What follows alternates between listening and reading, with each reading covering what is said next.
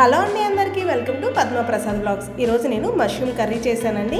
మనకి ఎప్పుడైనా evening time chapati తినాలన్నప్పుడు ఈ మష్రూమ్ కర్రీ చేసుకుని తింటే ఒక చపాతీ తినేవాళ్ళు కూడా 2 తింటారు, అంత బాగుంటుంది. 200 గ్రాములు మష్రూమ్స్ తీసుకొని నీట్గా ఉప్పేసి నీట్గా కడిగి ఒక్కొక్క మష్రూమ్ని 2 ముక్కల కింద కట్ చేసి పక్కన పెట్టుకోవాలండి. ఒక గిన్నె పెట్టుకొని దాంట్లో కొంచెం వాటర్ వేసుకొని వాటర్ కొంచెం వేడెక్కాక దాంట్లో మనం కట్ చేసి పక్కన పెట్టుకున్న మష్రూమ్స్ కూడా వేసి ఒక 3-4 నిమిషాలు చక్కగా కుక్ చేసుకొని, చూసారా చక్కగా కుక్ అయిపోయినాయి. ఇప్పుడు వీటిని తీసి వడకట్టేసుకొని పక్కన చల్లారి పెట్టుకున్నాము. ఇప్పుడు కడాయి పెట్టుకొని 1 స్పూన్ ఆయిల్ వేసుకొని 2 యాలకులు, 4 లవంగీలు, 1 ఇంచు దాల్చిన చెక్క, 2 పచ్చిమిర్చి చీలికలు, 1 కప్పు సన్నని ఉల్లిపాయ తరుగు. మీరు ఉల్లిపాయ తరుగు బదులు ఉల్లిపాయ పేస్ట్ కూడా వేసుకోవచ్చు అండి. నేను సన్నగా తరిగాను కాబట్టి ఉల్లిపాయ వేసుకున్నాను. కొంచెం మగ్గనిద్దాము చక్కగా. చూసారా చక్కగా మగ్గిపోయింది. ఇప్పుడు దీంట్లో అల్లం వెల్లుల్లి పేస్ట్ వేసుకున్నామండి. 1 స్పూన్, 1/2 స్పూన్ పసుపు, అలాగే రుచికి సరిపడా ఉప్పు వేసి ఒకసారి మొత్తం అంతా కలిపి ఇంకొక 5 నిమిషాలు చక్కగా మగ్గనివ్వాలి.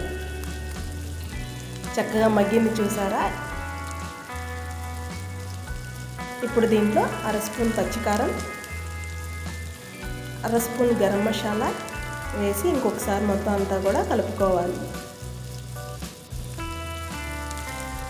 ఇప్పుడు దీంట్లో 1 కప్పు సన్నని టమాటా తరుగు కూడా వేసుకుంటున్నానండి. ఇది మీరు కూడా టమాటా కట్ చేయడం ఇష్టం లేని వాళ్ళు దీన్ని కూడా ప్యూరీ చేసి వేసుకోవచ్చు. ఇంకొక 5 నిమిషాలు చక్కగా మగ్గనివ్వాలి.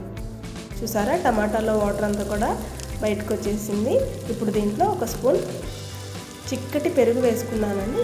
మీరు దీని బదులు ఫ్రెష్ క్రీమ్ కూడా 2 స్పూన్లు వేసుకోవచ్చు. పెరుగు నచ్చిన వాళ్ళు. చక్కగా ఆయిల్ అంతా కూడా బయటికి తేలింది. ఇప్పుడు మనం ఉడకపెట్టి పక్కన పెట్టుకున్న మష్రూమ్స్ కూడా వేసి ఇంకొక 5 నిమిషాలు మగ్గనివ్వాలి. చూసారా ఆయిల్ అంతా కూడా బయటికి తేలిపోయింది. ఇప్పుడు ఒకసారి కలిపి కొంచెం వాటర్ పోసుకొని మూత పెట్టి ఒక 5 నిమిషాలు మగ్గపెట్టుకోవాలి. కర్రీ చాలా ఈజీ అండ్ చాలా టేస్ట్ ఉంటుందండి, భలే ఉంటుంది. 2 స్పూన్లు కొత్తిమీర తరుగు వేసి కలుపుకుంటే కర్రీ అయిపోయిందండి. సాయంత్రం పూట ఎప్పుడైనా పిల్లలు చపాతీ అడుగుతారు కదా, అప్పుడు ఈ కర్రీ చేసి ఒక చపాతీ పెడితే అమ్మ నాకు ఇంకో చపాతీ పెట్టాను కూడా అడుగుతారు పిల్లలు, అంత బాగుంటుంది కర్రీ. చాలా ఈజీ అండ్ చాలా టేస్టీగా కూడా ఉంటుందండి కర్రీ. నన్ను ఇంత బాగా సపోర్ట్ చేస్తున్నందుకు మీ అందరికీ చాలా థ్యాంక్ యూ అండి. నన్ను ఇలాగే మీరంతా కూడా సపోర్ట్ చేయండి అండి.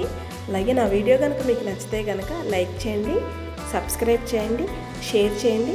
మీరు కూడా ట్రై చేసి ఎలా వచ్చిందో నాకు కామెంట్ చేయండి.